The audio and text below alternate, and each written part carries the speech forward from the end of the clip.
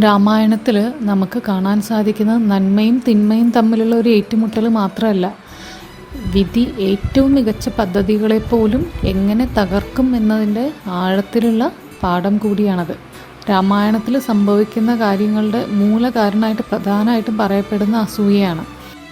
ആഴത്തിലുള്ള വിനാശകരമായ വികാരമാണത്.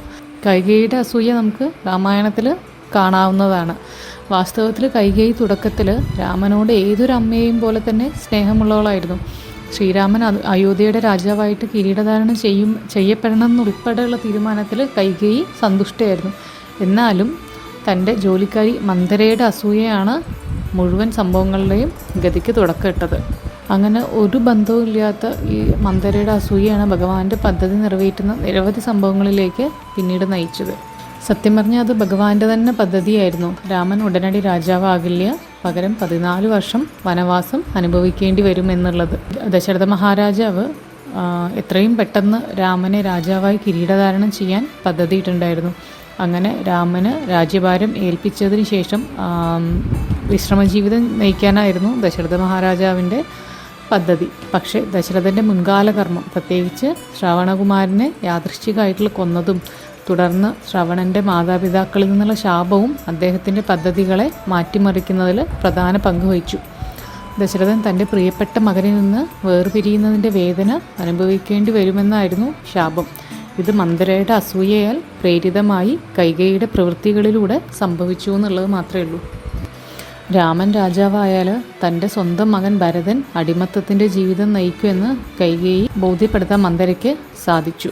അങ്ങനെ കൈകേയി ദശരഥൻ്റെ അടുത്ത് പോയിട്ട് വർഷങ്ങൾക്ക് മുമ്പ് അദ്ദേഹം വാഗ്ദാനം ചെയ്ത 2 വരങ്ങളെക്കുറിച്ച് ഓർമ്മിപ്പിച്ചു. അങ്ങനെ 14 വർഷത്തേക്ക് രാമനെ വനവാസത്തിലേക്ക്, അതായത് കാട്ടിലേക്ക് നാട് കടത്തണമെന്നും രണ്ടാമത് ഭരതനെ രാജാവാക്കണമെന്നും ആവശ്യപ്പെട്ടു. അങ്ങനെ ദശരഥൻ രാജാവെന്ന നിലയിൽ അദ്ദേഹത്തിൻ്റെ വാക്ക് പാലിക്കാൻ വേണ്ടി ഈ 2 കാര്യങ്ങളും നടത്തി കൊടുക്കേണ്ടത്. മനുഷ്യൻ്റെ പദ്ധതികളെ പലപ്പോഴും വിധിയുടെ പദ്ധതികൾ മറികടക്കുകയാണ്.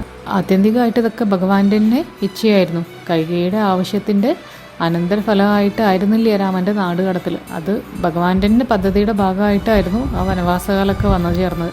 വനവാസകാലത്ത് രാവണൻ സീതയെ തട്ടിക്കൊണ്ടുപോയത് ഉൾപ്പെടെയുള്ള വെല്ലുവിളികൾ രാമന് നേരിടേണ്ടി വന്നു. ഇത് ആത്യന്തികമായിട്ട് രാവണനെ പരാജയപ്പെടുത്തി ധർമ്മം പുനഃസ്ഥാപിക്കുകയും സീതയെ രക്ഷിക്കുകയും ചെയ്ത് മഹായുദ്ധത്തിലേക്ക് നയിച്ചു. എത്ര വേദനാജനകമായോ അന്യായമായിട്ടൊക്കെ തോന്നിയാലും വിധി എങ്ങനെ ഒരു വലിയ ലക്ഷ്യത്തിന് സഹായകമാകുമെന്നാണ് ഈ പരമ്പര കാണിക്കുന്നത്.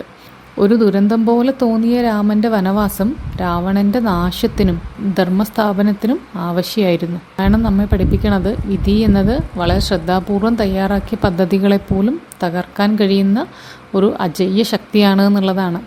രാമൻ്റെ വനവാസമായാലും രാവണൻ്റെ പതനമായാലും ഈ സംഭവങ്ങളെല്ലാം മനുഷ്യൻ്റെ നിയന്ത്രണത്തിന് അതീതമായിട്ടുള്ള പദ്ധതിയുടെ ഭാഗമായിരുന്നു. നമ്മുടെ ഭാവി രൂപപ്പെടുത്താൻ നാം പരിശ്രമിച്ചുകൊണ്ടേയിരിക്കും. പക്ഷേ ഭഗവാന്റെ പദ്ധതികൾ ചിലപ്പോൾ വേറെ ആയിരിക്കാം. ആത്യന്തികമായിട്ടെല്ലാം ദൈവത്തിൻ്റെ ഇഷ്ടപ്രകാരമാണ് നടക്കുന്നത് എന്നുള്ളത് നാം തിരിച്ചറിയുക.